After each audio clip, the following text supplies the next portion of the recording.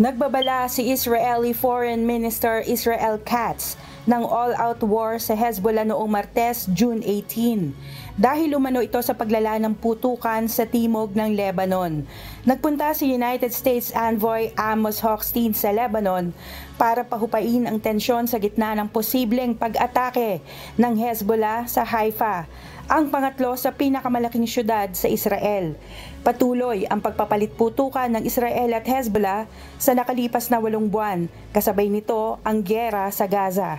Noong nakaraang linggo, nagpaputok ang Hezbollah ng mga rocket at drone sa Israeli military sites, kasunod ang pagkasawi ng senior commander ng grupo. Sinabi ni Katz na dahil sa mga banta ng paglusob ni Syed Hassan Nasrallah, puno ng Hezbollah sa mga daungan ng Haifa, na pag-isipan na nilang mag-all-out war laban sa Hezbollah at Lebanon. Dagdag nito, masusupil ang Hezbollah at matatalo ang Lebanon kung nangyari ito.